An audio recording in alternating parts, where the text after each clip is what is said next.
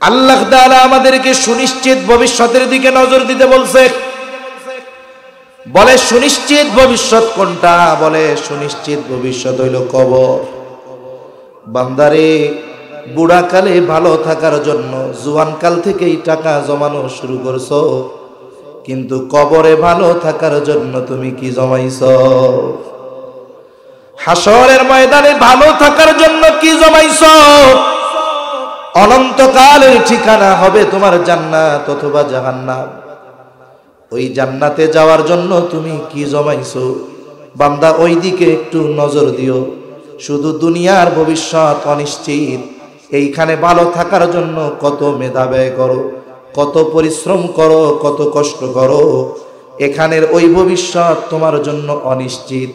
তুমি এটা নিয়ে চিন্তায় শেষ, কিন্তু যেই ভবিষ্যৎ তোমার অনন্তকাল, শুরু আছে শেষ নাই, ওই জায়গায় ভালো থাকার জন্য কি জমাইছো? একটু নিজের দিকে নিজে নজর দিয়া একটু খেয়াল কইরা দেই গো। এই জন্য বুজুর্গানে দিন আমাদেরকে একটা শব্দের পরিভাষার কথা বলেন, বলে মুহাসাবা করবা। মুহাসাবা, জীবনের হিসাব করার কথা বুজুর্গানে দিন বলেন। বলে রাতের বেলা যখন বালিশে মাথাটা দিয়া আমি আপনি শুব, এখন তো আমাদের কাম হইল মোবাইলটা হাতে না নিলে বালিশে মাথা লাগে না। হায় রে ভাই আমার, বিজ্ঞান বলে ঘুমানোর সময় যদি মাথার কাছে মোবাইল থাকে নিজের ক্ষতি, বাচ্চা কাচ্চা থাকলে তাদেরও ক্ষতি। সুতরাং মোবাইলটা কমপক্ষে 10 মিটার দূরে রাখতে হবে, 10 ফিট দূরে রাখা এরপরে শুইতে হবে। মোবাইলটা বাদ দেন, মাথাটা রাতের বেলা বালিশের সাথে লাগাবেন। মানুষ রাতের বেলায় যখন শোয়ার পরে তার ব্রেনের মধ্যে যেই চিন্তা ঢুকায়, যেই ফিকির ঢুকায়, ওইটাই তার মধ্যে বারবার কাজ করতে থাকে। আপনি একটু আজকে চিন্তা করেন, আহারে আমি তো ঘুমাতে আসলাম, ঘুমকে বলা হয় মৃত্যুর মতো। আন্নাউমু কাল মাউত, ঘুম হইল মরার মতো। বলে ঘুমাইছে, ঘুম ভাঙলে সকাল, না ভাঙলে পরকাল। কত মানুষ রাতের বেলা ঘুমায় আর সকালে তার ঘুম ভাঙে না। আরে আজকের ঘুমটাও যদি আমার জীবনের শেষ ঘুম হয়ে যায়, আমাকে তো আল্লাহর সামনে দাঁড়াতে হবে। একটু হিসাব করি তো, আজকের দিনে আমার গুনাহ কত আর নেকের কাজ কত। একটু ঠান্ডা মাথায় 5টা মিনিট সময় যদি নেওয়া হয়, হিসাব যদি করা হয়, আজকে দিনে ভালো কাজ কত আর মন্দ কাজ কত, 5 মিনিট 10 মিনিটের মধ্যে হিসাব বের হয়ে যাবে। দেখা যাবে যদি ভালো কাজ বেশি মন্দ কাজ কম, তাও তো ভালো। কিন্তু যদি দেখা যায় মন্দ কাজ বেশি ভালো কাজ কম, ওই যে বললাম ঘুমানোর সময় যে যেইটা চিন্তা করে ওর প্রভাব তার মধ্যে পড়ে।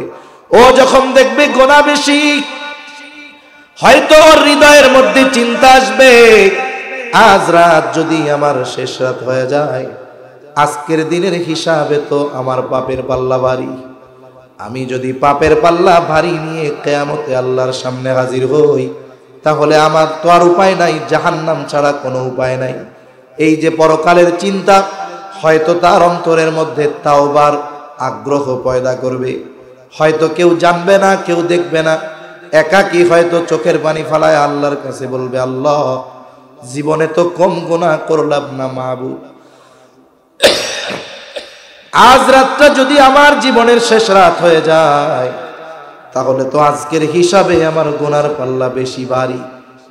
মাবুদ গো, আমারে আপনি মাফ কইরা দেন, অতীতে যা গুনাহ করছি আপনার কাছে ক্ষমা চাই, ভবিষ্যতে আর গুনাহ করব না। আয় আল্লাহ, আমারে আপনি মাফ কইরা দেন। গুনাহগুলোর জন্য যদি সে অনুতপ্ত হয়ে যায়, আল্লাহ না করুন ওই রাতটা যদি তার জীবনের শেষ রাত হয়ে যায়, আশা করা যায় কিয়ামতের দিন আমল নামায় গুনাহ শূন্য হয়ে সে আল্লাহর দরবারে হাজির হবে। عن أبي ذر رضي الله تعالى عنه قال قال لي رسول الله صلى الله عليه وسلم, আবু যর রাদিয়াল্লাহু তাআলা আনহু থেকে বর্ণিত, তিনি বলেন রাসূলুল্লাহ সাল্লাল্লাহু আলাইহি ওয়াসাল্লাম আমাকে বলেছেন, ইয়া আবা যর, হে আবু যর ইত্তাকিল্লাহা হাইসুমা কুনতা, হে আবু যর তুমি যেখানেই থাকো না কেন আল্লাহ তাআলাকে ভয় করবা। নবীজি সাল্লাল্লাহু আলাইহি ওয়াসাল্লাম এই হাদিসের মধ্যে আবু যর রাদিয়াল্লাহু তাআলা আনহুকে তিনটা উপদেশ দিয়েছেন। কয়টা? জোরে বলেন কয়টা? এক নম্বর উপদেশ নবীজি বলেন, ও আবু যর যেখানেই থাকো না কেন আল্লাহ তাআলাকে ভয় করবা। ইত্তাকিল্লাহ হাইসুমা কুনতা, এই যে তাকওয়ার কথা নবীজি শুধু আবু যরকে বলেছেন এমনটা নয়, বরং নবীজির এমন কোনো ওয়াজ নাই, এমন কোনো খুতবা নাই। জুমার দিন যখন নবীজি খুতবা দিতেন, নবীজি এমন কোনো খুতবা নাই যেই খুতবার মধ্যে নবীজি তাকওয়ার কথা বলতেন না। নবীজি তাকওয়ার কথা বলতেন। শুধু তাই না, আল্লাহ রাব্বুল আলামিন কোরআনুল কারীমের মধ্যে বারবার তাকওয়ার কথা বলেছেন। আল্লাহ তাআলা বলেন, ইয়া আইয়ুহাল্লাযীনা আমানুত্তাকুল্লাহ, আল্লাহ তাআলা বলেন হে ঈমানদারেরা তোমরা আল্লাহ তাআলাকে ভয় করো।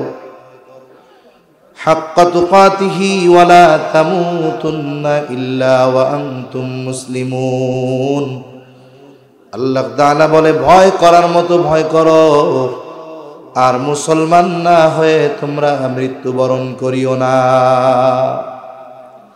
তাহলে তাকওয়ার ওয়াজ নির্দেশ শুধু নবীজি দিয়েছেন তা নয়, তাকওয়া অর্জনের নির্দেশ দিয়েছেন কে? জোরে বলেন না কে? আল্লাহ। কোরআনুল কারীমের মধ্যে তাকওয়া শব্দটা কখনো ঈমানদারদেরকে উদ্দেশ্য করে বলা হয়েছে, আবার কখনো সকল মানুষদেরকে উদ্দেশ্য করে তাকওয়া অর্জনের কথা বলা হয়েছে।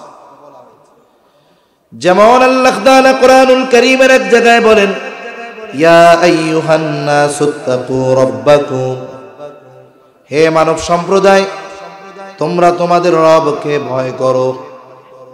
মুফাসসিরিনে কেরাম বলেন, যেখানে তাকওয়া অর্জনের নির্দেশ সকল মানব জাতিকে উদ্দেশ্য করে বলা হচ্ছে, বলে এইখানে তাকওয়ার দ্বারা উদ্দেশ্য হলো হে মানব সম্প্রদায় তোমরা তোমাদের রব আল্লাহ তাআলার উপরে ঈমান আনো। কারণ তাকওয়ার সর্বনিম্ন স্তর হলো ঈমান আনা, কিন্তু যেইখানে ঈমানদারদেরকে উদ্দেশ্য করে তাকওয়া অর্জনের নির্দেশ দেওয়া হয়, যেমন আল্লাহ তাআলা বলেন, ইয়া আইয়ুহাল্লাযীনা আমানুত্তাকুল্লাহ, হে ঈমানদারেরা তোমরা আল্লাহ তাআলাকে ভয় করো। তার মানে বোঝা গেল এই জায়গায় তাকওয়ার নিম্ন স্তরের কথা বলা হয় নাই, বরং এই জায়গায় ঈমানদারদেরকে আপার ক্লাসের তাকওয়া অর্জনের কথা বলা হয়েছে। এখন আসেন তাকওয়া শব্দের অর্থটা কি? তাকওয়া শব্দের সাধারণত দুইটা অর্থ বেশি ব্যবহার হয়। কয়টা? জোরে বলেন কয়টা? এক নম্বর অর্থ হলো ভয় করা। ভয়, মানুষ সাধারণত আর এক মানুষকে দুইটা কারণে ভয় করে। একজন মানুষ অপর কোনো মানুষকে দুইটা কারণে ভয় করতে পারে। এক নাম্বার কারণ, বলে এলাকার সবচাইতে খারাপ মানুষটাকে মানুষ ভয় করে। করে কি করে না? বলেন ক্ষমতা আছে, ক্ষমতার অপব্যবহার করে মানুষের উপরে জুলুম করে, যার তার উপরে অত্যাচার করে। বলেন তো এই ধরনের মানুষ দেখলে ভয় লাগে কি লাগে না? এই ধরনের মানুষকে ভয় করে মানুষ, এই ভয়ের সাথে থাকে ঘৃণা। এই ধরনের মানুষকে মানুষ ভয় করে, ভয়ের সাথে থাকে ঘৃণা। আবার আরেক ধরনের মানুষকে মানুষ ভয় করে, বলে সে খারাপ হওয়ার জন্য ভয় করে না। ভয় করে কেন? বলে ওই ব্যক্তি ভালো মানুষ, এই জন্য তাকে ভয় করে। যেমন মুরব্বী যারা আছেন, কল্যাণদী হুজুর রহমাতুল্লাহি আলাইহিকে যারা দেখছেন, বলেন তো উনি যখন রাস্তায় চলতো ওনার সামনে কেউ অন্যায় করতো নাকি? গোনাহ করতো নাকি? বিড়ি সিগারেট খাইতো নাকি? বলে কেন খাইতো না? বলে হুজুরকে ভয় পায়। আরে হুজুর তো কারোটা মেরে খায় না, কাউকে অস্ত্র দিয়ে আঘাত করে না, কারো উপরে জুলুম করে না। বলে ভয় পায় কেন? বলে উনি একজন আল্লাহওয়ালা মানুষ, ভালো মানুষ, এই জন্য ভয় পায়। বলে এই ধরনের মানুষকে মানুষ ভয় পায় ঠিক, কিন্তু এই ভয়ের মধ্যে থাকে মহব্বত আর ভালোবাসা। তাহলে খারাপ মানুষকে মানুষ ভয় করে, এই ভয়ের সাথে থাকে ঘৃণা। দিনদার মানুষকে ভয় করে, বলে এই ভয়ের সাথে থাকে মহব্বত, ভালোবাসা, সম্মান। বান্দা আল্লাহ তাআলাকে ভয় করবে, বলে মহব্বত করে ভয় করবে। দেখেন না, আপনি আপনার বাবার সামনে গুনাহ করতে ভয় পান, লজ্জা পান। দিনদার মানুষের সামনে অন্যায় করতে লজ্জা পান, ভয় পান। কিন্তু আল্লাহ তাআলার সামনে বান্দা আমরা ভয় করতে লজ্জা পাই না। কিন্তু উচিত ছিল এই চিন্তা করা যে আমাকে বানিয়েছে আল্লাহ, আমার রিজিক দাতা আল্লাহ, আমারে বানাইছেন আল্লাহ, আমার রব আল্লাহ। বলেন তো, যার এত করুণা দয়া মায়া আমার আপনার উপর, ওই মালিককে আমার আপনার মোহাব্বতের সাথে ভয় করার দরকার আছে না? আল্লাহ তাআলার আজমতের দিকে খেয়াল রেখে মোহাব্বতের সাথে ভয় করা। তাকওয়ার এক শব্দের অর্থ হলো বিরত থাকা, বেঁচে থাকা। বলে কিসের থেকে বেঁচে থাকা? আল্লাহ তাআলা যা নিষেধ করেছেন তা থেকে বেঁচে থাকা। আল্লাহ বলেছেন বান্দা সুদ খায়ও না, সুদ থেকে বেঁচে থাকা। আল্লাহ বলেন বান্দা ঘুষ খেও না, ঘুষ থেকে বেঁচে থাকা। আল্লাহ বলেন বান্দা বেপরদায় চলিও না। আল্লাহ তাআলার এই নির্দেশগুলো মানা, নিষেধগুলো থেকে বিরত থাকা। এই দুইটা শব্দকে যদি একত্রিত করা হয়, বলে আল্লাহর আজমতের দিকে খেয়াল রেখে মুহাব্বতের সাথে আল্লাহকে ভয় করে তার নিষেধ সমূহ থেকে বেঁচে থাকার নাম হলো তাকওয়া। আর যেই ব্যক্তি আল্লাহকে আজমতের দিকে খেয়াল রেখে আল্লাহকে মুহাব্বত করে, আল্লাহকে ভয় করে, আল্লাহর নিষেধ সমূহ থেকে যে বেঁচে থাকে, বলে ওই ব্যক্তি হলো মুত্তাকি। আল্লাহওয়ালা যারা, এরা আল্লাহকে ভয় করে কি করে না? বলেন তো, সাথে সাথে আল্লাহকে ভালোবাসে কি বাসে না? তাহলে ভয়ের সাথে ভালোবাসাও থাকে। আবার বলেন তো, এই মানুষগুলো আল্লাহর নিষেধ থেকে বেঁচে থাকে কি থাকে না? এই জন্যই ওনাদেরকে আমরা মুত্তাকি বলি। এই জন্য ওনাদের আমরা কি বলি? এই মুত্তাকি শুধু ওনাদের হইলে হবে না, সব মুমিনের হওয়ার দরকার আছে না নাই? নির্দেশ কার? জোরে বলেন কার? কিন্তু এই নির্দেশ আমরা পালন করতে পারতেছি না। আল্লাহ তাআলা কোরআনুল কারীমের মধ্যে বারবার তাকওয়া অর্জনের নির্দেশ দিয়েছেন। এখন আমরা যদি বাস্তবেই মুত্তাকি হতে চাই, আল্লাহ তাআলার নির্দেশ ইয়া আইয়ুহাল্লাযীনা আমানুত্তাকুল্লাহ। আল্লাহ তাআলা বলেন, হে ঈমানদারেরা তোমরা মুত্তাকি হয়ে যাও। একটু আগে বলছি মুত্তাকি কাকে বলে। কে বলতে পারবেন মুত্তাকি কারে কয়? কে পারবেন? বলেন তো, বলেন। মাশাআল্লাহ,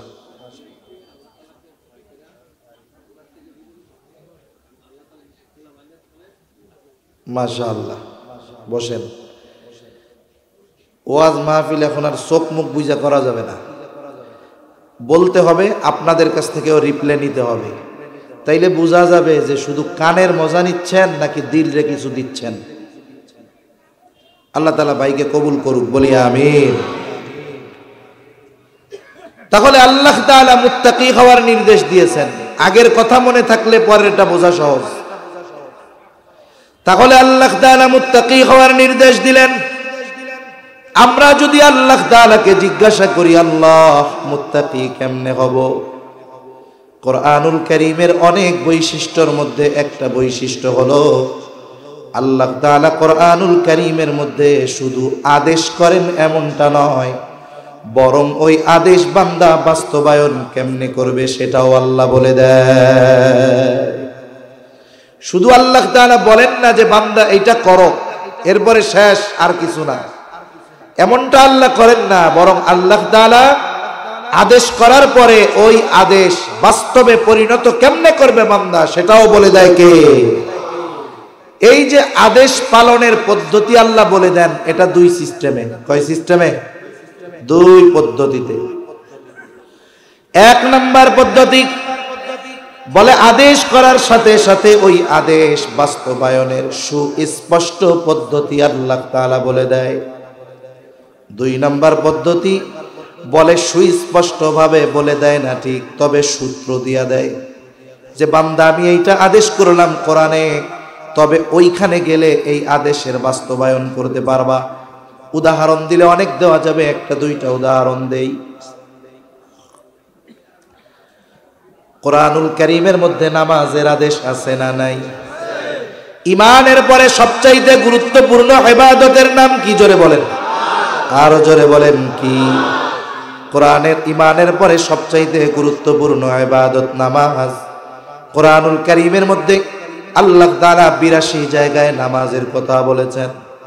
শুধু তাই না, নবীজিও বলেন কিয়ামতের দিন ঈমানদার সর্বপ্রথম হিসাবটা হবে নামাজের। নবীজি বলেন আউয়ালু মা ইউহাসাবু বিহিল আবদু ইয়াউমাল কিয়ামাতিস সালাহ। নবীজি বলেন কিয়ামতের দিন সর্বপ্রথম নামাজের হিসাব নেওয়া হবে। আর এক হাদিসের মধ্যে আসছে নামাজের হিসাব যার ঠিকঠাক হয়ে যাবে, বাকি হিসাবগুলো যিনি সহজ করে দিবেন তিনি কে? যেহেতু কথা আসলো নামাজের, একটু কইয়াই দেই। দেখেন, নামাজ হলো মূল ইবাদত, ঈমানের পরে গুরুত্বপূর্ণ ইবাদত। বলে নামাজের হিসাব যার ঠিকমতো হবে, বাকি হিসাবগুলো মূলত আল্লাহ তাআলা দেখাও না দেখার ভান করবে। সুবহানাল্লাহ কয় না? যেমন মনে করেন একটা ছাত্র মাদ্রাসায় ভর্তি হয়েছে, বলেন তো এই ছাত্রর মূল কাজ কি? ভালো মতো লেখাপড়া করা। মূল কাজ কি? ভালো মতো লেখাপড়া করা। কিন্তু ছাত্রটা অনেক চঞ্চল, খুব চালু, কিন্তু লেখাপড়ায় এক নাম্বার। এই ছাত্র যদি একটু চঞ্চলতা করে, উল্টাপাল্টা যদি করে, শাস্তিযোগ্য অপরাধ যদি না করে, একটু চঞ্চলতা বেশি করে, প্রস্রাব করতে গিয়া অন্যরা খায় 5 মিনিট, ও যায় 15 মিনিট, উল্টাপাল্টা যদি করে আর কি, মায়ের খাওয়ার মতো, বেয়াদবি না করার মতো অন্যায় যদি না করে, কিন্তু পড়ালেখায় সব ঠিক, ওস্তাদ কি করে জানেন? ওর ওই সব উল্টাপাল্টা দেখাও না দেখার ভান করে। কারণ চিন্তা করে লেখাপড়া তো ঠিক আছে, কিচ্ছু কয় না। আর যেটার লেখাপড়া ঠিক নাই, ওর যদি একটু প্রস্রাবের লাইগা দাঁড়ায়, হুজুর একটু 1 নম্বরে যান, কি কয়? কাম নাই না, এই বয়সে ডায়াবেটিস হয়ে গেছে, একটু বরাবর খালি মুততে যাওয়া, লেখাপড়ার নামে খবর নাই, খালি দিন বরাবর মতন মতন আর মতন, যা। তার মানে দেখছেন নি, লেখাপড়া ঠিক নাই বিদায় ও প্রস্রাব করতে গেলেও এটা ভাল লাগে না। তার মানে ওর দোষ ত্রুটি সব চোখে পড়ে। কেন পড়ে কন্দ? কারণ মূলটা ঠিক নাই। ঠিক কিনা বলেন? ওই রকম ভাবে ওস্তাদ যেমন ছাত্রের লেখাপড়া যদি ঠিক থাকে, অন্যান্য দুষ্টমি দেখাও না দেখার ভান করে, কিছু কয় না, অনুরূপ ভাবে যার নামাজের হিসাব ঠিক হয়ে যাবে, বাকি হিসাবগুলো উল্টা পাল্টা হইলেও দেখাও না দেখার ভান কইরা আল্লাহ বলবে যাও মাফ কইরা দিলা। এই নামাজের আদেশ আল্লাহ তাআলা দিয়েছেন কোরআনুল কারীমের মধ্যে। এখন যদি আপনি কোরআনটা হাতে নিয়া সারা পৃথিবীর সব উলামায়ে কেরামকে বলেন, মুফতিয়ানে কেরামকে বলেন, মুফাসসিরিনে কেরামদেরকে বলেন যে কোরআনটা হাতে দেওয়া হলো, আপনারা নবীর হাদিস ধরতে পারবেন না, নবীর সুন্নাহ ধরতে পারবেন না, শুধুমাত্র কেবলমাত্র কোরআনুল কারীমের ইবারতের মধ্য থেকে ফজরের যে 2 রাকাত নামাজ আমরা পড়ি, সুন্নাত হোক আর ফরজ হোক, অনেক সময় নুরানির বাচ্চারা 2 রাকাত নামাজে 60টা মাসালার প্রদর্শনী দেখায়। এই যে 60টা মাসালা 2 রাকাত নামাজে আছে, শুধুমাত্র কোরআন থেকে বের করে দেন। চ্যালেঞ্জ দিয়ে দিলাম, ওই মানুষগুলাকে 1,00,000 বছর যদি হায়াত দেওয়া হয়, নবীর হাদিস সুন্নাহ বাদ দিয়ে শুধু কোরআন থেকে এই নামাজের 60টা মাসালার 10টাও বাইর করতে পারবে না। তাহলে নামাজের আদেশ তো কোরআনে, বলে নামাজ কোথার থেকে শিখব? আল্লাহ রাব্বুল আলামিন ইশারা দিয়ে দিয়েছে, বলে আমরা আল্লাহ তাআলার আনুগত্য করার নির্দেশ আল্লাহ তাআলা দিয়েছেন। এখন আমরা যদি আল্লাহর আনুগত্য করব, মানে আল্লাহর আদেশের আনুগত্য করতে হবে। এখন এই আদেশের বাস্তবায়ন আনুগত্যতা কোথায় গিয়া পাইব? আল্লাহ তাআলা বলেন আমার আনুগত্য কেমনে করবা? আল্লাহ বলেন মাইয়ুতির রাসূলা ফাকাদ আতা আল্লাহ। আল্লাহ তাআলা বলেন যে আমার রাসূলের আনুগত্য করলো সে আমারই আনুগত্য করলো। এখন আসেন, নামাজের আদেশ দিয়েছেন আল্লাহ আর নামাজ শিখিয়েছেন মুহাম্মাদুর রাসূলুল্লাহ সাল্লাল্লাহু আলাইহি ওয়াসাল্লাম। এই জন্য নবীজিও বলেন সল্লু কামা রাআইতুমুনি উসাল্লি। নামাজের আদেশ তো আল্লাহ কোরআনে দিয়েছে, নামাজ কেমনে পড়বা সেটা তো কয় নাই। এখন নামাজ কেমনে পড়বা? নবীজি বলেন সল্লু, নামাজ পড়ো, কামা রাআইতুমুনি উসাল্লি, যেভাবে আমাকে তোমরা নামাজ পড়তে দেখো। আরেকটা উদাহরণ দেই, তাহলে নামাজের আদেশ কোরআনে, কিন্তু নামাজ শিখতে হবে কোন জায়গায়? বলে নবীর কাছ থেকে। নামাজের যতগুলো ফরজ আছে এই ফরজগুলোর মধ্যে অন্যতম একটি ফরজ হইল রুকু করা। রুকু করা কি ফরজ? আল্লাহ তাআলা বলেন ওয়ারকাউ মা'আর রাকিঈন, রুকুকারীদের সাথে রুকু করো। বলে রুকুর অর্থ কি? রুকুর শাব্দিক অর্থ হইল ঝোঁকা, একটু ঝুঁকা। এখন আমি যদি নামাজে দাঁড়ায়া রুকু করার সময় শুধুমাত্র মাথাটারে একটু ঝুঁকাই, বলেন তো এইটারে আপনারা রুকু বলবেন নাকি? এখন আমি যদি কই কোরআনে তো আল্লাহ রুকু বলছে, রুকু শব্দের অর্থ হইল ঝোঁকা, কতটুক ঝুঁকতে হবে, কতটুকু বাঁকা হইতে হবে এটা তো আল্লাহ কয় নাই। তার মানে মাথা যদি ঝুঁকাই তাইলে আপনারা রুকু বলবেন না। রুকু কারে বলবেন? বলে একেবারে এলের মতো হয়ে যাবে, একেবারে 90 ডিগ্রি বাঁকা হয়ে যাইতে হবে, ডালের মতো একেবারে বাঁকা হয়ে যাইতে হবে। বলে পিঠটা উটের মতো কুজা হইয়া উঁচা হইয়া থাকলে হবে না, পিঠ আর মাথা একেবারে লেভেল সমান সমান হয়ে যাইতে হবে। এই রকম না হইলে এইটাকে রুকু বলা যাবে না। চিন্তা করেন, কোরআনে আল্লাহ বলছেন রুকু করতে, রুকু অর্থ হলো ঝোঁকা, কিন্তু কতটুকু ঝুঁকতে হবে, কিভাবে থাকতে হবে কোরআনে আল্লাহ বলেন নাই। তাহলে রুকু করা শিখতে হইছে কার থেকে? জোরে বলে নবীর থেকে শেখা লাগছে। এজন্য কাছে যেগুলো আল্লাহ আদেশ করেছেন কিন্তু শিখতে কইছেন নবীর কাছ থেকে, কিন্তু তাকওয়ার বিষয়টা আদেশ করার সাথে সাথে আল্লাহ তাআলা সুস্পষ্টভাবে তাকওয়া অর্জনের পদ্ধতি আল্লাহ তাআলা বলে দিয়েছেন। সুবহানাল্লাহ। তাকওয়া অর্জনের পদ্ধতি আল্লাহ প্রদত্ত যেই কথা, একটা দুইটা বিষয় জানবো আমরা। লম্বা বলতে গেলে অনেক দূর চলে যাওয়া লাগবে। আমি এমনিও অসুস্থ, একটু পর পর কাশি উঠে, গরম পানি খাওয়া লাগতেছে। এক নম্বর বিষয় আল্লাহ তাআলা বলেন ইয়া আইয়ুহাল্লাযীনা আমানুত্তাকুল্লাহ, হে ঈমানদারেরা তোমরা মুত্তাকি হও। আমরা যদি জিজ্ঞাসা করি আল্লাহ মুত্তাকি কেমনে হব, আল্লাহ তাআলা কেমন যেন জবাব দিয়া বলে ওয়াকুনু মা'আস সাদিকিন, বান্দা তুমি যদি মুত্তাকি হতে চাও তাহলে সত্যবাদীদের সঙ্গী হয়ে যাও। এখানে আল্লাহ তাআলা তো আবেদিন বলেন নাই যে যারা ইবাদত করে তাদের সঙ্গী হও, যারা জিকির করে যাকিরিন তাদের সঙ্গী হও। আল্লাহ তাআলা সাদিকিন কেন বলছে? সাদিকিন কেন বলছে আল্লাহ? সত্যবাদিতার গুণের কথা আল্লাহ কেন উল্লেখ করছে? বলে প্রকৃতপক্ষে যেই লোকটা সত্যবাদিতার গুণ অর্জন করতে পারে বাকি সমস্ত গুণ তার মধ্যে পাওয়া যায়। সুবহানাল্লাহ। একটা গল্প কইলে বুঝতে সহজ হবে। অনেক সময় একঘেয়েমি আসে, অনেক সময় কিছু উদাহরণ গল্পের মাধ্যমে অনেক কঠিন জিনিসও সহজে বোঝা যায়।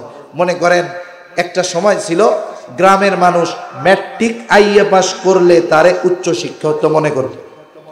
এই জন্য আগে কি হইতো বলে এক গ্রামে একটা ছেলে 5টা লেটার পাইয়া ম্যাট্রিক পাস করছে। কয় লেটার পাইয়া? 5 লেটার মানে কি বুঝেন তো? মানে 5 বিষয়ে 80-র উপরে পাইছে। 5 গ্রাম দূর থেকে ওরে দেখতে আসতো যে ওরে বাবা 5 লেটার পাইয়া সে ম্যাট্রিক পাস করছে। 5টা গ্রাম পাড়ি দিয়ে দেখতে আসতো তার চেহারা খানা। মানুষ মনে করতো ম্যাট্রিক আইএ পাস মানে সে অনেক বড় শিক্ষিত। এইরকম এক গ্রাম প্রত্যন্ত অঞ্চল, ওইখান থেকে একটা ছেলে কোনো মতে শহরে গেছে। শহরে গিয়া ছেলেটা ভার্সিটিতে, ঢাকা ইউনিভার্সিটিতে অনার্স করছে, মাস্টার্স করছে, বিসিএস কমপ্লিট করছে, আবার পিএইচডিও করছে। তার মানে সে বাংলাদেশের পড়ালেখা তার মোটামুটি সব শেষ, অনেক বড় শিক্ষিত। আশেপাশে 2-1 থানা জেলায় তার মতো শিক্ষিত কেউ নাই। এখন এই ছেলেটা বাড়িতে আসছে, আশেপাশের 10 গ্রামের মানুষ তারে দেখতে আসছে, যাহাইরে আমাদের থানার সবচাইতে বড় শিক্ষিত মানুষ, এই লোকটার চেহারা তো একটু দেখা দরকার। সবাই তারে দেখা টেকা চলে গেছে। এক মুরব্বী দাঁড়ায় আছে, তার ভাবে মনে হয় কিছু জিজ্ঞাসা করবে। এখন ছেলেটাও জিজ্ঞাসা করে, বাবা আপনি কি কিছু জানতে চান, কিছু বলবেন? বলে, হ্যাঁ বাবা, আমি একটু জানতে চাই যে শুনলাম তুমি নাকি অনেক লেখাপড়া করছো, তা তুমি কি লেখাপড়া করছো বাজান? এবার সে বলতেছে যে আমি ঢাকা ইউনিভার্সিটি থেকে অনার্স করেছি, মাস্টার্স করেছি, পিএইচডি করেছি, সাথে সাথে বিসিএস কমপ্লিট করে বড় একটা চাকরি করতেছি। এখন মুরব্বী তো জানে ম্যাট্রিক আইয়া পাস করলে উচ্চ শিক্ষিত। এই লোক তো আর ম্যাট্রিক আইয়ার কথা কয় নাই, শুরুই করছে অনার্স থেকে। এখন মুরব্বী বলে, বাজান এত লেখাপড়া করছো বুঝলাম, কিন্তু তুমি কি ম্যাট্রিক আইয়া পাস করছিলা আব্বা?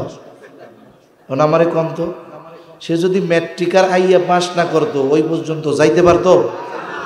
এখন বলেন, কেউ যদি আপনারে বলে যে ভাই তুমি কি লেখাপড়া করো, আপনি বললেন আমি অমুক ভার্সিটিতে মাস্টার্স করতেছি, সে যদি আপনারে প্রশ্ন করে তুমি কি আইএ পাস করছিলা, তাইলে এটা বলদের মতো কথা না? তার মানে যে অনার্স করতেছে বুঝতে হবে সে ম্যাট্রিক পাস করছে, আইএ পাস করছে, এই জন্য সে অনার্স করতে পারতেছে, ঠিক কিনা বলে?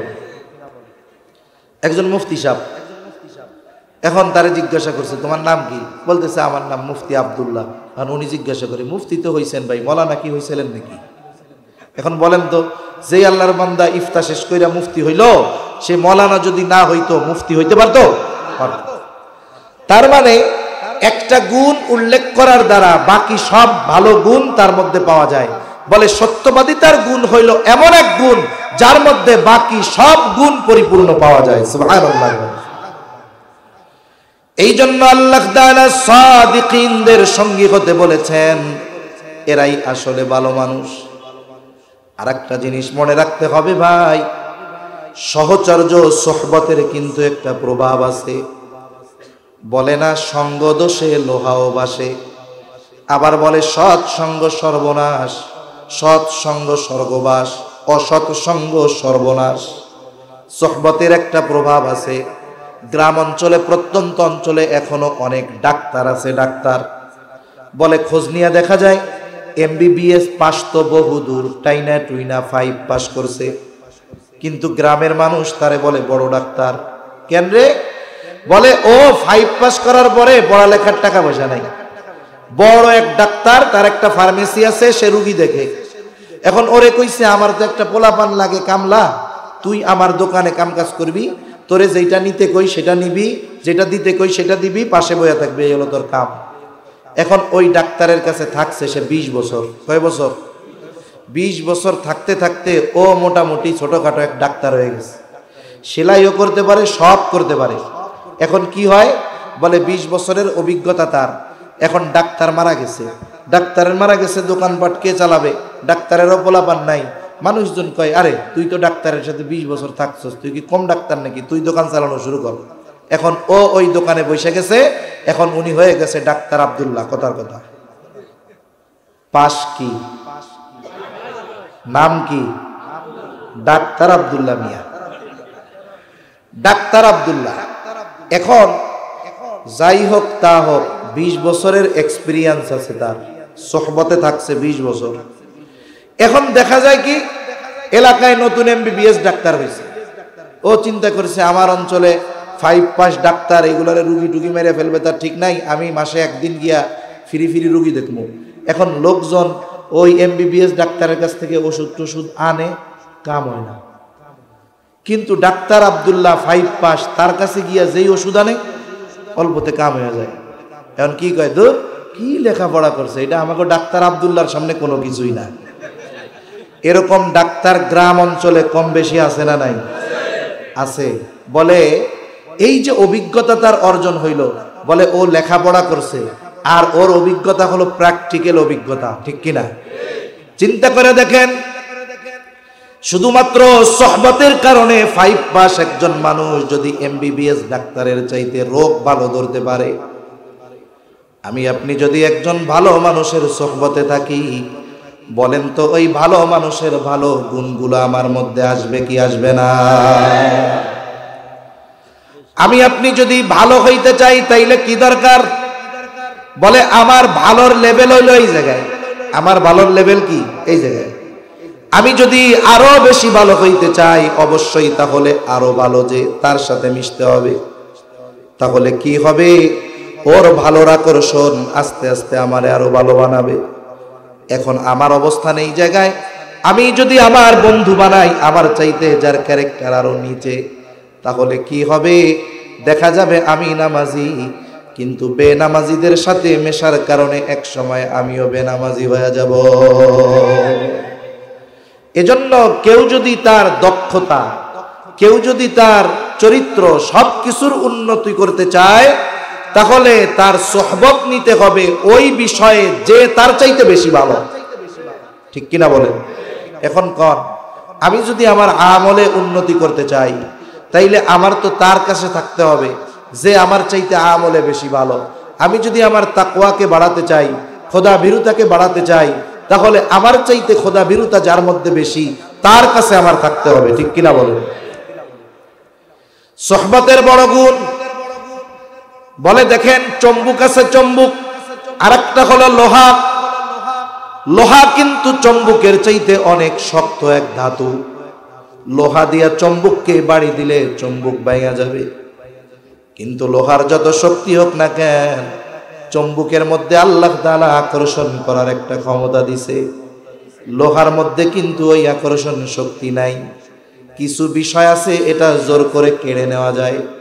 লোহা যদি চিন্তা করে আমার মধ্যে এই শক্তি আছে কিন্তু আকর্ষণ করার ক্ষমতা নাই, আমি শক্তি দিয়া চম্বুকরে পিটাইয়া ওর কাছ থেকে আকর্ষণের শক্তিটা অর্জন করব, বলেন তো সম্ভব নাকি?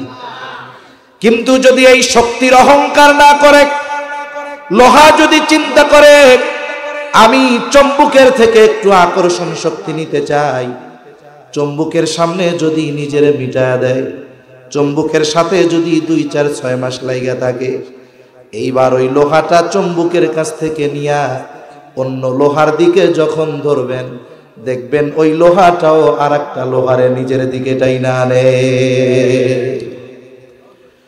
সেজন্য সোহবতের বড় দাম। আল্লাহ ওয়ালাদের সোহবতে আমাদের থাকা দরকার, ভালো সঙ্গী নির্বাচন দরকার। কারণ এই জীবনে ভালো একজন সঙ্গী, সে যদি আমার চাইতে ভালো হয়, আল্লাহওয়ালা হয়, মুত্তাকি হয়, সে যদি জান্নাতের পথিক হয়, দেখা যাবে আমার ভুল ত্রুটি সংশোধন করে সেও আমাকে জান্নাতের পথের পথিক বানায় দিবে। এজন্য এই চাঁদপুর অঞ্চলে আল্লাহ ওয়ালাদের অভাব নাই। আহলে হক, পীর মাশায়েখ, বুজুর্গানে দ্বীন অনেক আছে। এজন্য আমরা চেষ্টা করব এদের কারো না কারোর সাথে সম্পর্ক রাখার জন্য। সম্পর্ক রাখা মানে একবারে বাড়িতে গিয়ে 24 ঘন্টা বসে থাকবেন তা না। আপনি আপনার জীবনের গুরুত্বপূর্ণ পরামর্শগুলো তার সাথে করলেন, আপনার অবস্থাগুলো তার কাছে খুলে বললেন, দেখা যাবে সে আপনার এই পরামর্শগুলো, আপনার সমস্যাগুলো শুনে এমন পরামর্শ দিবে যেই পরামর্শগুলো আপনার আমার জীবনের জন্য কল্যাণকর হবে, ঠিক কিনা বলে? তাহলে 1 নম্বর বিষয়ে বলে মুত্তাকি কেমনে হবা, আল্লাহ তাআলা বলে সত্যবাদীদের সঙ্গে হয়ে যাও। আবার আর এক জায়গায় আল্লাহ তাআলা বলেন ইয়া আইয়ুহাল্লাযীনা আমানুত্তাকুল্লাহ, হে ঈমানদারেরা তোমরা আল্লাহ তাআলাকে ভয় করো। আমরা যদি জিজ্ঞাসা করি আল্লাহ কেমন করে আমরা মুত্তাকি হব, আল্লাহ তাআলা বলেন ওয়াল তানজুর নাফসুম মা কদ্দামাত লিগাদ। আল্লাহ তাআলা বলে বান্দা তুমি নিজের দিকে নজর দাও। নাফসুম মা কদ্দামাত লিগাদ, তুমি নিজের দিকে নজর দাও, আগামীর জন্য তুমি কি প্রেরণ করেছো। সজাগ আছেন তো আপনারা? তাকবীর দেন, নারায়ে তাকবীর, মাশাআল্লাহ। আগামী মানে কি? বলে আগামী মানে হইল ভবিষ্যৎ। আগামীটাই কি? ভবিষ্যৎ। আগামী বা ভবিষ্যৎ এটা দুই ধরনের। কয় ধরনের? জোরে বলেন, কয় ধরনের? দুই ধরনের। একটা হলো সুনিশ্চিত ভবিষ্যৎ, আর একটা হলো অনিশ্চিত ভবিষ্যৎ। এখন বলেন, আল্লাহ তাআলা আমাদেরকে আগামী তথা ভবিষ্যতের দিকে নজর দিতে বলেছেন। এই ভবিষ্যৎ কি সুনিশ্চিত না অনিশ্চিত ভবিষ্যৎ? সুনিশ্চিত ভবিষ্যতের দিকে নজর দিতে বলেছে। কিন্তু আমাদের অভ্যাস কি? বলে আমরা অনিশ্চিত ভবিষ্যৎ নিয়ে চিন্তায় শেষ। কত চিন্তা! একটা উদাহরণ দিই। মনে করেন একটা ছেলের 20 বছর বয়সে সরকারি চাকরি হয়েছে, আর্মির চাকরি পাইছে। কথার কথা, 20 বছর বয়স। এখন সরকার তারে প্রতি মাসে বেতন দেয় কি দেয় না? বলেন তো, সব বেতন দেয় না কিছু কাইটা রাখে? বেতনের পরিমাণের উপরে নির্ভর করে একটা পার্সেন্ট কাইটা রাখে। এই টাকাটা দিবে কবে? চাকরি শেষ হওয়ার পরে। পাবে কয় বছর বয়সে? বলে 62 বছর বয়সে যখন চাকরি শেষ হবে তখন পাবে। জমানো শুরু করছে কয় বছর বয়সে? পাবে আরো 42 বছর পর। কেন দিবে সরকার? কেমন যেন সরকার বলতেছে, তুমি যে তোমার হায়াতের যৌবন আমার আদেশ মেনে শেষ করবা, একবারে 62 বছরের বুড়া হওয়ার পরে তোমারে আমি ছাড়মু। তোমার কোনো টেনশন নাই, তুমি চিন্তা করিও না। ওই বার্ধক্যকালে তোমাকে যখন আমি বাড়ি পাঠাইয়া দিব, তোমাকে খালি হাতে পাঠাবো না। আরে তোমার বেতন থেকে অল্প অল্প করে যেটা কাটি, ওই সময় পর্যন্ত যেই পরিমাণ কাটা হবে তার দ্বিগুণ পরিমাণ টাকা দিয়া তোমারে বাড়িতে পাঠাইয়া দিব, যাতে তুমি তোমার ওই বাকি ভবিষ্যতের চিন্তা তোমার না করা লাগে। চাকরি করা লাগবে না, বাড়িতে বৈশা বৈশা ওই টাকাগুলো খাবা। সরকার তার ভবিষ্যৎ নিয়ে চিন্তিত কি চিন্তিত না? আবার নিজেও চিন্তা করে, আমারও তো এত টাকা খরচ হয় না, আমিও মাসে মাসে 2-4-5 হাজার জমাই। ও জমাই কেন জমাই? বলে ভাই, একটা সময় তো চাকরি থাকবে না, বুড়া কালে কি কইরা খামু? টাকা জমায় জমায় 2-4টা দোকান বানাই, বুড়া কালে বাড়িতে বৈশা বৈশা থাকমু আর দোকান ভাড়া দিয়া খামু। এই যে বলেন তো, মানুষ যে তার ভবিষ্যৎ নিয়ে চিন্তিত, সেও চিন্তিত, সরকারও চিন্তিত। যেই ভবিষ্যৎ নিয়ে চিন্তিত, এই ভবিষ্যৎ ওই ব্যক্তির জন্য অনিশ্চিত নাকি সুনিশ্চিত? কেন?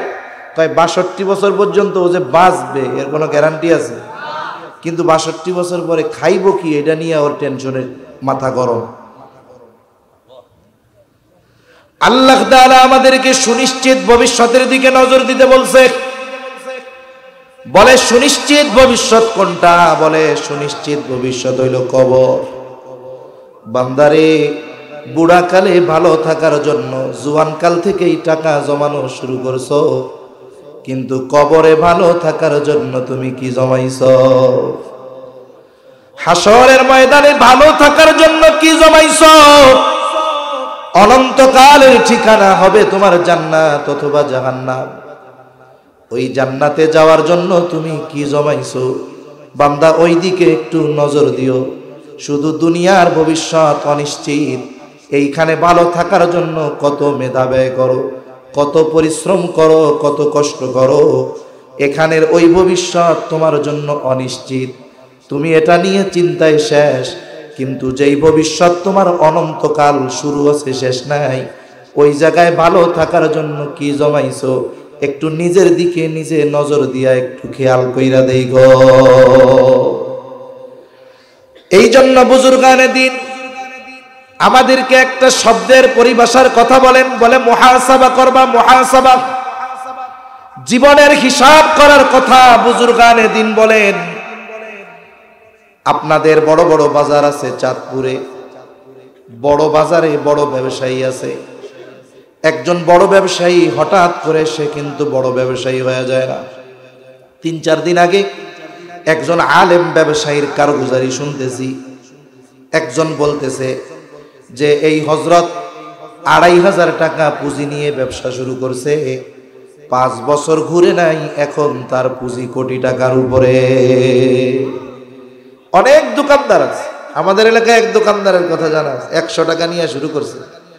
আপনার চাউলের প্লাস্টিকের বস্তা আছে না, ওইটার উপরে বিছাইয়া কিছু মাল জিনিস নিয়ে ওই জায়গায় বসতো সে। কোটি কোটি টাকার মালিক হয়ে গেছে এক সময়, খুব পরিশ্রম করছে। এই বড় বাজারের বড় ব্যবসায়ী হঠাৎ করে একদিনে বড় ব্যবসায়ী হয়ে যায় না, তার ব্যবসার একটা নীতিমালা ছিল। ওই নীতিমালার আলোকে ব্যবসা পরিচালনা করার কারণে একটা সময় সে বড় ব্যবসায়ীতে পরিণত হয়েছে, ঠিক কিনা বলেন? আবার কত ব্যবসায়ী এরকমও দেখছি যে বাপ বিদেশের থেকে কোটি টাকা নিয়ে আসছে, পোলা তো আজীবন একেবারে মোটর সাইকেল কিনা শুধু হাওয়ায় উড়ে বেড়াইছে, বাপ বিদেশে থাকে, এখন লেখাপড়াও করে নাই, কাজকর্মও করে নাই, দেশে আসছে। আব্বা কয় কি করবি তুই, আমার তো বিদেশ শেষ, কোটি টাকা তো বইয়া খাইলে কয়দিন পরে শেষ হয়ে যাইব। আব্বা এক কাম করেন, আমারে মুন্সিরহাট অথবা চাঁদপুর শহরে একটা দোকান দিয়ে দেন, আব্বা 50 লাখ টাকার মাল জিনিস দিলেই হবে। আব্বা চিন্তা করতেছে যাক ভালো, অসুবিধা কি, 50 লাখ টাকার মাল জিনিস দিয়া দিছে দোকান উঠাইয়া, 2 বছরের মাথায় মালও নাই দোকানও নাই। আছে না নাই? কেন? বলে ও ব্যবসার যে রুলস সেটা ফলো করতে পারে নাই। বড় বড় ব্যবসায়ীরা বাজার বা মার্কেট বন্ধ হবে 9টায়, শাটার নামায় দেয় 8টায়। এইবার দোকানের মধ্যে বসে বৈশাখ তাসবিহ তাহলিল পাঠ করে, এমনটা নয়। বলে একজন আদর্শ ব্যবসায়ী সে যখন রাতে দোকান বন্ধ করে সাধারণত 4 ধরনের হিসাব করে। কয় ধরনের? জোরে বলেন না, কয় ধরনের? 1 নাম্বার হিসাব যে আজকে সারা দিনে আমার বেচা কেনা কত হইল। 2 নাম্বার হিসাব বলে সারা দিনে কত টাকার মাল জিনিস আজকে কিনলাম। 3 নাম্বার হিসাব বলে সারা দিনে কত টাকা বাকি গেল। 4 নাম্বার হিসাব বলে বিক্রয় কত হইল, এটার উপরে নির্ভর করে আজকে তার কত টাকা লাভ আছে এই হিসাব সে বের করে। যে যেই ব্যবসা করে সে সেই ব্যবসার বিক্রয়ের উপরে লাভ কত এটা বলে দিতে পারবে। যে মুদি দোকানদারি করে 20 বছর ধরে, ওনারে জিজ্ঞাসা করবেন আপনার যে পণ্য, এই পণ্যগুলা যদি 1 লাখ টাকা নগদ সেল হয় লাভ কত হবে, উনি যে পরিমাণটা বলবে 19-20 হইতে পারে, 19-20 হতে পারে, কিন্তু কাছাকাছি হয়ে যাবে। যে সিমেন্টের ব্যবসা করে ও যা হিসাব দিবে একেবারে পুঙ্খানুপুঙ্খ রূপে হবে, 1 টাকাও কম বেশি হবে না। এখন ও হিসাব করছে আজকে বেচা কেনা 1 লাখ। কয় লাখ? ওর হিসাব হইল 1 লাখ টাকা বিক্রি করলে আমার কমপক্ষে 20,000 টাকা লাভ হবে। কয় হাজার লাভ হবে? এখন বাকির খাতা টান দিয়া দেখে বাকি গেছে 25,000। এখন আমারে কোন আজকের দিনের লাভ তার পকেটে আছে না পাবলিকের পকেটে? শুধু লাভ না, আরো মূলধন থেকে আরো 5,000 গেছে। এই গতিতে যদি সে 1 মাস 1 লাখ কইরা বিক্রি করে আর 25,000 কইরা বাকি যায় মাস শেষে। এইবার ওই দোকানদার যখন হিসাব করে দেখে আমি বিক্রয় 1 লাখ, লাভ হবে 20,000, কিন্তু 25,000 বাকি। এইবার দোকানের কর্মচারীদেরকে উদ্দেশ্য করে বলে শোন, এই 25,000 আগামীকাল থেকে আমার লাগবে না, আমার সেল 75,000 হোক, কোনো অসুবিধা নাই। লাভ 15,000 হবে, 15,000ই আমার কাছে থাকবে। আমার বেচা কেনা কম হোক লাভ হোক যা হবে নগদ হোক, আগামীকাল থেকে যদি আমার আব্বাও বাকি চায় খবরদার বাকি দিবি না। ঠিক কিনা বলে? এইটা বলে দোকান বন্ধ করে বাড়িতে চলে গেল। এর দ্বারা কি হলো বলো? সারাদিন হিসাব করার পর আগামী দিন তার ব্যবসার কর্মপন্থা সে নির্ধারণ করলো যে এখন থেকে আমার ব্যবসার গতি হবে এইটা, আমি বিক্রি করব নগদ, লাভ আমার কম হবে, যা হবে পকেটে থাকবে। বলে এই ধরনের প্রতিদিন ব্যবসায়ী যদি দোকান বন্ধ করার সময় হিসাব করে আগামী দিনের কর্মপন্থা নির্ধারণ করে, বলে ওই ব্যবসায়ীর পুঁজি যদি কম হয় এক সময় ওই ব্যবসায়ী সফল ব্যবসায়ী হয়ে যাবে। তাহলে রাতের বেলা দোকানদার তার বেচা কিনার হিসাব করবে, আমরা কিসের হিসাব করব? বলে রাতের বেলা যখন বালিশে মাথাটা দিয়া আমি আপনি শুব, এখন তো আমাদের কাম হইল মোবাইলটা হাতে না নিলে বালিশে মাথা লাগে না। হায় রে ভাই আমার, বিজ্ঞান বলে ঘুমানোর সময় যদি মাথার কাছে মোবাইল থাকে নিজের ক্ষতি, বাচ্চা কাচ্চা থাকলে তাদেরও ক্ষতি। সুতরাং মোবাইলটা কমপক্ষে 10 মিটার দূরে রাখতে হবে, 10 ফিট দূরে রাখা এরপরে শুইতে হবে। মোবাইলটা বাদ দেন, মাথাটা রাতের বেলা বালিশের সাথে লাগাবেন। মানুষ রাতের বেলায় যখন শোয়ার পরে তার ব্রেনের মধ্যে যেই চিন্তা ঢুকায়, যেই ফিকির ঢুকায়, ওইটাই তার মধ্যে বারবার কাজ করতে থাকে। আপনি একটু আজকে চিন্তা করেন, আহারে আমি তো ঘুমাতে আসলাম, ঘুমকে বলা হয় মৃত্যুর মতো, আন্নাউমু কাল মাউত, ঘুম হইল মরার মতো। বলে ঘুমাইছে, ঘুম ভাঙলে সকাল, না ভাঙলে পরকাল। কত মানুষ রাতের বেলা ঘুমায় আর সকালে তার ঘুম ভাঙে না।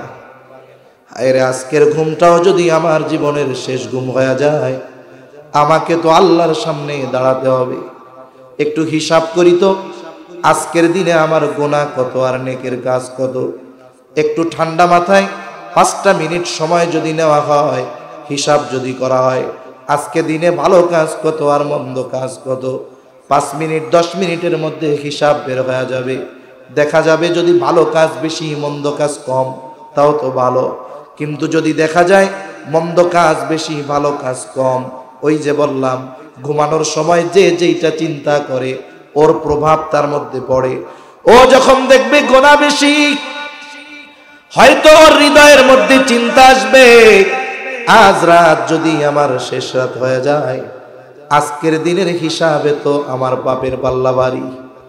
আমি যদি পাপের পাল্লা ভারী নিয়ে কিয়ামতে আল্লাহর সামনে হাজির হই, তাহলে আমার তো আর উপায় নাই, জাহান্নাম ছাড়া কোনো উপায় নাই। এই যে পরকালের চিন্তা হয়তো তার অন্তরের মধ্যে তাওবার আগ্রহ পয়দা করবে। হয়তো কেউ জানবে না, কেউ দেখবে না, একাকী হয়তো চোখের পানি ফালায় আল্লাহর কাছে বলবে, আল্লাহ জীবনে তো কম গুনাহ করলাম না মাহবুব, আজ রাতটা যদি আমার জীবনের শেষ রাত হয়ে যায়, তাহলে তো আজকের হিসাবে আমার গুনার পাল্লা বেশি ভারী।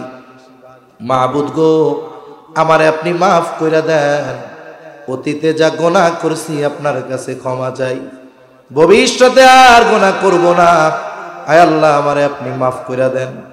গুনাহগুলোর জন্য যদি সে অনুতপ্ত হয়ে যায়, আল্লাহ না করুন ওই রাতটা যদি তার জীবনের শেষ রাত হয়ে যায়, আশা করা যায় কিয়ামতের দিন আমল নামায় গুনাহ শূন্য হয়ে সে আল্লাহর দরবারে হাজির হবে। কারণ তাওবা আস্তাগফিরুল্লাহ পড়লেই হয় না, তাওবা কবুলের শর্ত বুজুর্গানে দিন বলেন, যদি আল্লাহর হক সম্পৃক্ত না থাকে তাহলে 3টা। 1 নাম্বার অতীতের গুনার ব্যাপারে ক্ষমা চাওয়া, 2 নাম্বার ভবিষ্যতে গুনাহ না করার ব্যাপারে দৃঢ় প্রতিজ্ঞাবদ্ধ হওয়া, 3 নাম্বার যেই পাপগুলো হয়েছে এগুলোর জন্য লজ্জিত হওয়া। এই 3 বিষয় যদি ঠিক থাকে, বান্দার হক যদি নষ্ট না করে, ও যদি আস্তাগফিরুল্লাহ মুখ দিয়া নাও কয়, তাকে মাফ করে দিবেন কে? আর যদি বান্দার হক মাইরা খাইয়া মুখ দিয়া খালি আস্তাগফিরুল্লাহ আস্তাগফিরুল্লাহ আস্তাগফিরুল্লাহ কয়, কামাবে? কত মানুষ আছে এরকম, বান্দার হক মাইরা খাইয়া কোটি টাকার মালিক, বয়স এখন 65 বছর। চিন্তা করে কম তো হয় নাই, এখন তো মরার টাইম হয়েছে। হুজুররা তো কইছে যে কোনো মতে যদি একটা হজ্জে মাবরুর নসিব হয়ে যায়, কবুল হজ যদি হইয়াই যায়, বলে সে কেমন ভাবে ফিরে আসে, বলে রজাআ কায়াউমি ওয়ালাদাতহু উম্মু, বলে কেমন যেন সে সদ্য ভূমিষ্ঠ নিষ্পাপ শিশুর ন্যায় হয়ে যায়। পাপ যা করছি, এক কাম করি, টাকা পয়সা তো আছে, হজ করে আসি। এইবার হজ করে আসছে, বছরে বছরে হজে যায়, 3 মাস পর ওমরায় যায়। মক্কা শরীফের আশেপাশের দোকানগুলোয় 1000 দানার তসবি পাওয়া যায়। তসবি কিনে আনছে কি জন্য? কয় আস্তাগফিরুল্লাহ নয়, অতটুকু গ্রহণ করা তার জন্য জায়েজ। তার জন্য কি বলেন?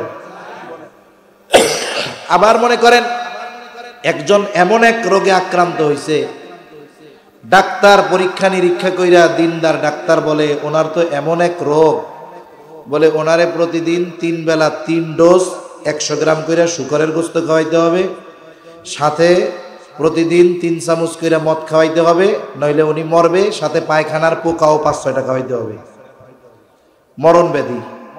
ওলামা হযরত আস জিজ্ঞাসা করেন, জীবন বাঁচানোর জন্য তারে খাওয়ানো হালাল হবে না, জায়েজ। কি জোরে কোন? বলেন তো এই দুনিয়ায় কোন রোগ আছে ওই রোগটা হলে ডাক্তার সাহেব প্রেসক্রিপশনের মধ্যে লিখবে, আরে এই লোকটার তো কঠিন এক মরণ ব্যাধি হইছে, একে তো বাঁচানো অসম্ভব, তবে এরে যদি সুদ খাওয়ানো হয় তাইলে ও বাইসা যাবে। বলেন তো এমন কোন রোগ দুনিয়ায় হওয়ার সম্ভাবনা আছে নাকি? তাহলে এই সুদ হলো এমন এক হারাম, এটা কখনো জায়েজ হওয়ার সুযোগ নাই। বলে সাধারণ হারাম আর সুদের হারাম কিন্তু এক না। বলে পুলিশ আছে, পুলিশ থানার গেটের সামনে দাঁড়ায় থাকে দেখবেন চকিদারের মতো, ওইটাও পুলিশ। আবার পুলিশ প্রধান যে সেও পুলিশ। বলেন তো দুই পুলিশের মধ্যে তফাৎ আছে না নাই? আরে সুদ খাওয়াও কবিরা গুনাহ, হারাম খাইছে পায়খানা খেয়েছে কবিরা গুনাহ।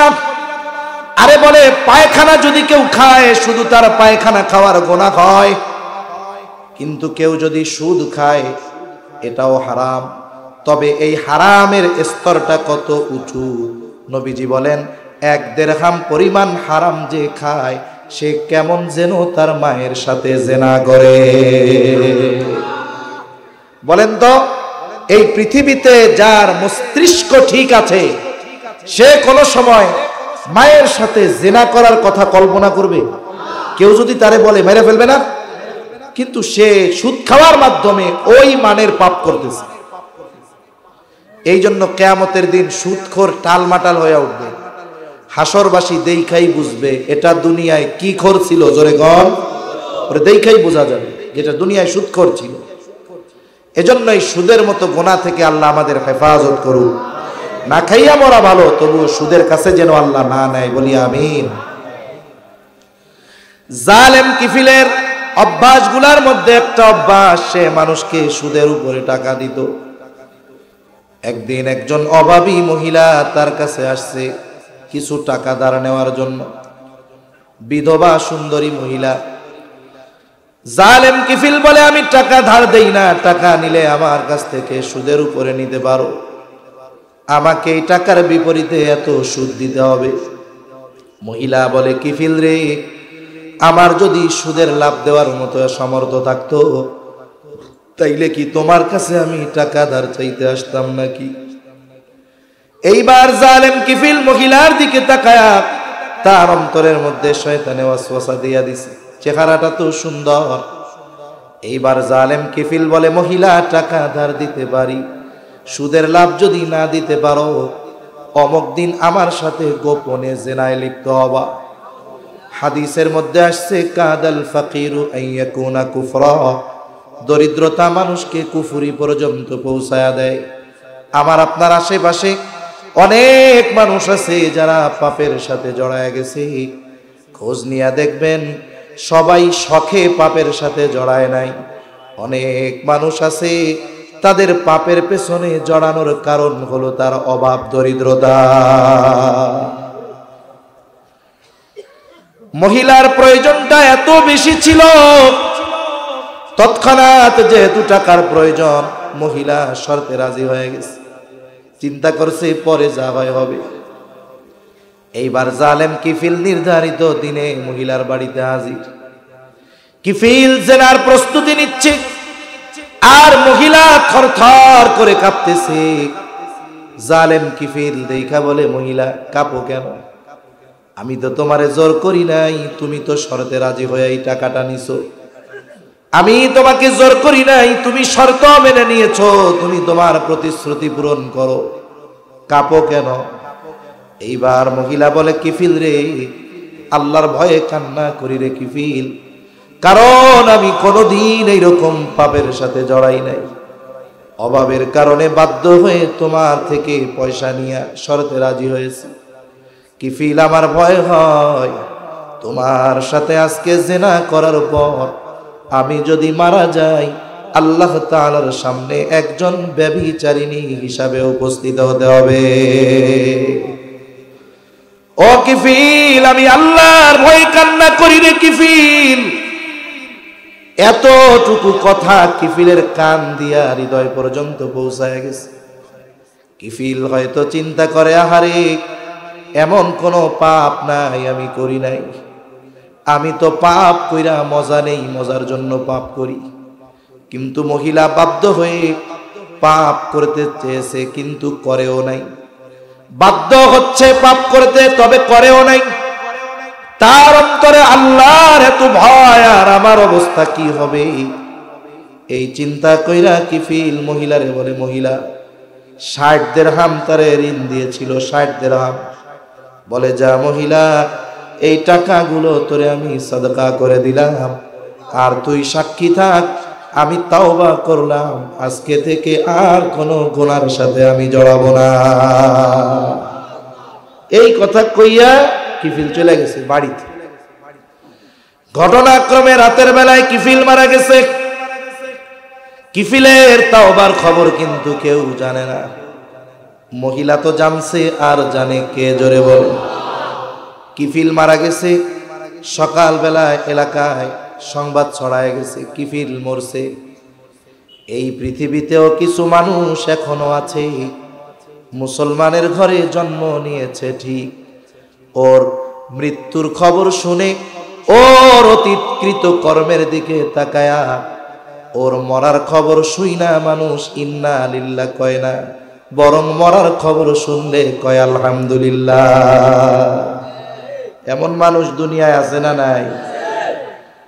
সেই জন্য কবিও বলেন, এমন জীবন তুমি করিও গঠন, মরণে হাসিবে তুমি কাঁদিবে ভুব।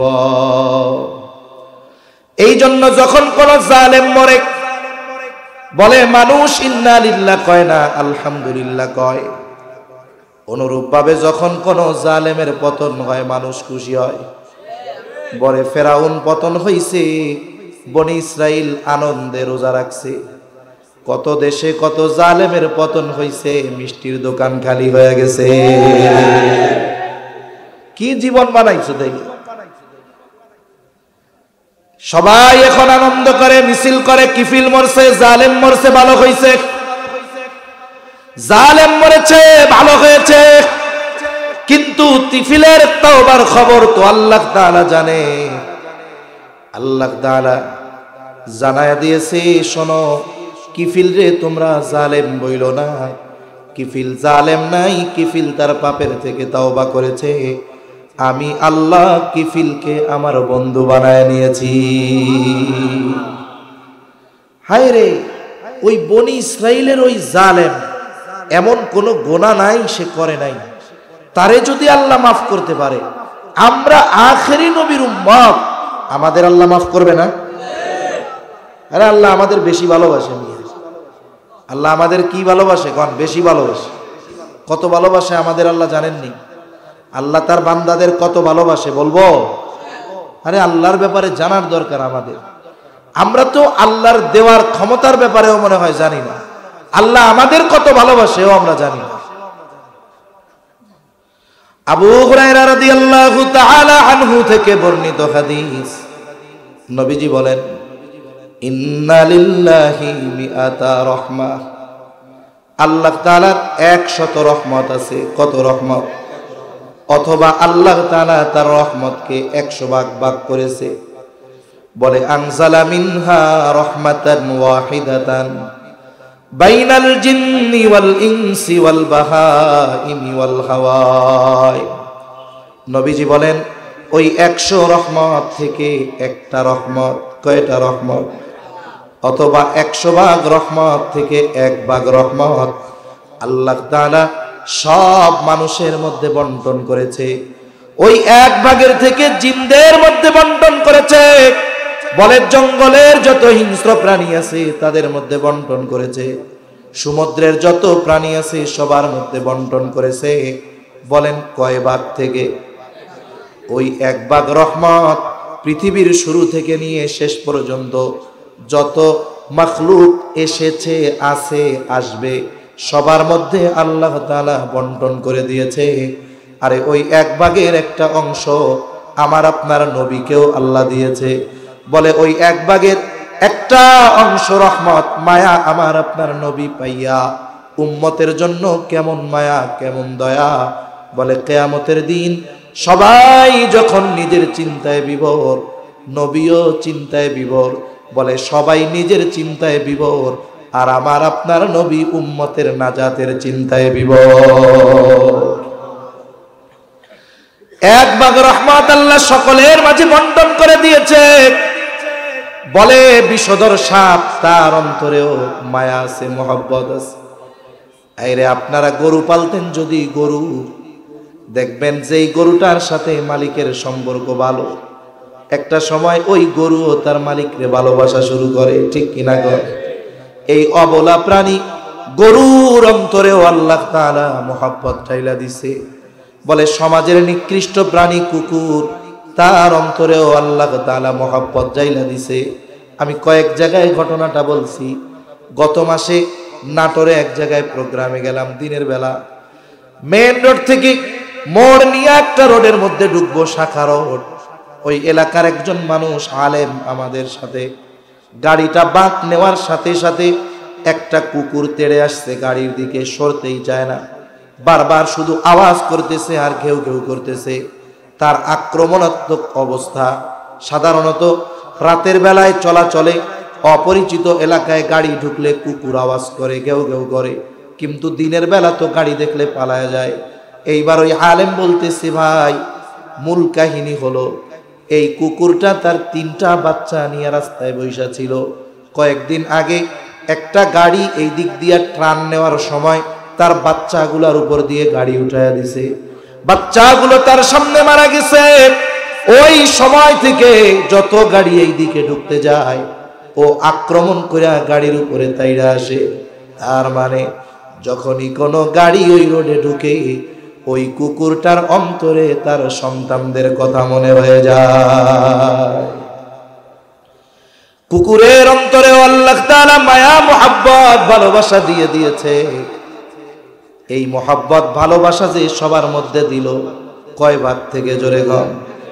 বাকি আছে কত ভাগ, জোরে বলেন। নবীজি বলেন, আখারাল্লাহু লাহু 99 রহমা। আল্লাহ তাআলা বাকি 99 ভাগ দয়া মায়া রহমত তার কাছে জমা করে রাখছে। বলে কেন? ইয়াগফিরু বিহি ইবাদাহু ইয়াউমাল কিয়ামাহ। বলে ওই 99 ভাগ দয়া রহমত মায়া দিয়া আল্লাহ তাআলা কিয়ামতের দিন তার গুনাহগার বান্দাদের মাফ করে দিবে। সেই আল্লাহ আমাদেরকে ক্ষমার জন্য বারবার ডাকে, আমাদের কোনো খবর নাই। তাহলে কোন কথা থেকে গেলাম? বলে মুহাসাবা থেকে গেছিলাম। এত কথা যে জীবনের হিসাব মানুষকে মুত্তাকি বানায় দিতে পারে। এই জন্য অনুরোধ থাকবে, প্রতিদিন রাত্রে বিছানায় শোয়ার সময় 10টা মিনিট আমার আপনার জীবনের হিসাব আমরা করব, যে আজ সারাদিন কতগুলো ভালো কাজ করলাম, কতগুলো অন্যায় কাজ করলাম। এই হিসাব যদি প্রতিনিয়ত করতে থাকি, দেখা যাবে একটা সময় রাতের বেলায় হিসাব করতে যাবে, দেখবে শুধু ভালো কাজ আর ভালো কাজ, মন্দ কাজ টুকায়াও পাবে না। ও ভাই, গোনা কোন জায়গায় গিয়া করবেন? পাপ কোথায় গিয়া করবেন? বলেন তো, এই পৃথিবীতে 2-1 ইঞ্চি জায়গা আছে নাকি যেই জায়গা গিয়ে যদি গোনা টোনা করা হয় আল্লাহ দেখবে না? জোরে বলেন, আছে? নাই। এরপরে তো মাহবুব সব আসবে না, তাহলে আমি শেষ করে দিই। নিয়ে আসেন, 10 মিনিটের মধ্যে শেষ করে দেবেন। আলহামদুলিল্লাহ, ওলিউল্লাহ সাহেব হুজুর আসতেছে একটু পরে। আজকের মাহফিলের অন্যতম প্রধান আকর্ষণ মুফতি তাহা সাহেব আসবেন, উনি কথা বলবেন। এরপরে ওলিউল্লাহ সাহেব হুজুরও আসবেন ইনশাআল্লাহ। আমরা ধৈর্য সহকারে কথা শুনবো তো ইনশাআল্লাহ। আমি আর 8-10 মিনিট আপনাদের হয়তো কষ্ট দিব। এই পৃথিবীতে 1 ইঞ্চি জায়গা নাই যেই জায়গায় গিয়ে গুনাহ করলে আল্লাহ দেখবে না, ঠিক কিনা বলেন? হযরত লোকমান তার সন্তানকে অনেকগুলো নসিহত করছে। হযরত লোকমানের এই নসিহত আল্লাহ তাআলার কাছে খুব পছন্দনীয় হয়েছে। এই জন্য আল্লাহ তাআলা উম্মতে মুহাম্মাদির জন্য হযরত লোকমানের নসিহতগুলো কোরআনে নাজিল করছে। হযরত লোকমান তার সন্তানকে একটা নসিহত করেছে, ইয়া বুনাইয়া ইন্নাহা ইন তাকু মিসকালা হাববাতিন মিন খরদাল ফাতাকুম ফি সখরাতিন আও ফিস সামাওয়াতি আও ফিল আরদ ইয়াতি বিহাল্লাহ। একটু খেয়াল দিয়ে কথাটা শুনেন। হযরত লোকমান তার সন্তানকে বলে, হে আমার সন্তান, তুমি যেই আমলটা করো ওই আমলটা যদি সরিষা দানা পরিমাণও হয়, আমলটা যদি তুমি কোনো পাথরের মধ্যে করো, আও ফিস সামাওয়াত, যদি আসমানের মধ্যেও করো, আও ফিল আরদ, যদি জমিনের মধ্যেও করো, ওই আমলটা যদি সরিষা দানা পরিমাণও হয়, ইয়াতি বিহাল্লাহ, ওই আমলটা আমল করনেওয়ালা সহ যিনি হাজির করবেন তিনি কে?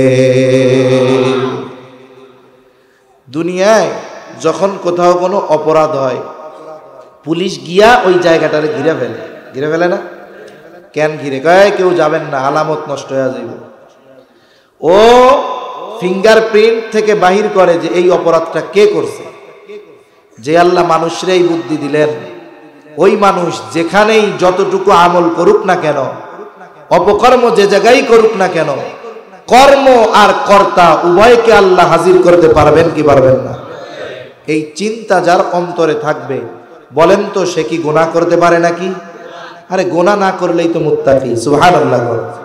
সেজন্য আমাদের এই চিন্তা সব সময় মাথায় রাখতে হবে। দুনিয়ার যেখানেই যাই না কেন, দেখেন কে? আরে আব্বা খাওয়ান দেয়, এই জন্য আব্বার সামনে গুনাহ করতে লজ্জা লাগে। আরে মূল খাবার দেয় কে? যেই আল্লাহ বানাইছে তার সামনে গুনাহ করতে লজ্জা হওয়া দরকার না?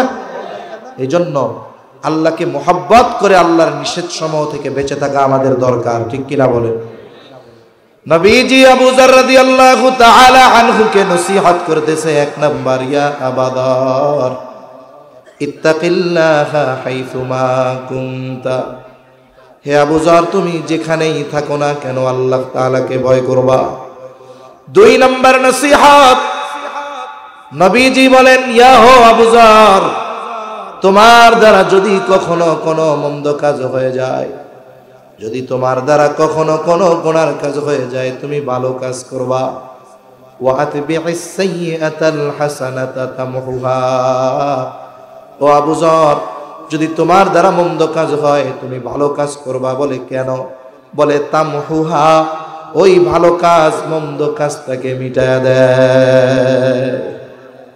তাহলে মন্দ কাজের পরে ভালো কাজ করলে মন্দ কাজ কি হয়ে যায়? মিটা যায়। এই জন্য মন্দ কাজটা যেমন, ভালো কাজটাও তেমন হইতে হবে। মন্দ কাজটা যেই লেভেলের, ভালো কাজটাও কি ওই লেভেলের হইতে হবে। মনে করেন একজন কবিরা গুনাহ করছে, কবিরা গুনাহ যদি করে তাহলে ভালো কাজ হলো খালেস তওবা করা। মনে করেন একজন মুরব্বির সাথে খারাপ আচরণ করে ফেলছে, ভালো কাজ কি? বলে মুরব্বির কাছে গিয়ে ক্ষমা চাওয়া। চাঁদপুর বাজারে গেছেন, নতুন বাজার বা পুরন বাজার, এক লোকের সাথে আপনার একটু তর্ক বিতর্ক হয়েছে, গায়ে ধাক্কা লাগছে, লোকটাকেও আপনি চিনেন না, সেও আপনাকে চিনে না, জীবনে আর কোনোদিন দেখা হবে কি হবে না খবর নাই, কিন্তু আপনার বাড়ি চাঁদপুর, লোকটারে একটু ধমক বেশি দিছেন।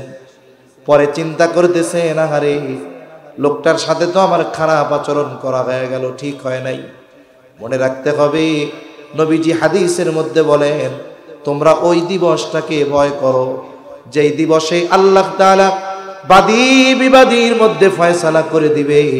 সুতরাং তোমরা এই দুনিয়াতে যদি কাউকে কথার মাধ্যমেও কষ্ট দিয়ে থাকো, মাফ চাইয়া নাও, নাইলে এই বিষয়ের ব্যাপারেও কিয়ামতে আল্লাহ ফয়সালা করবে।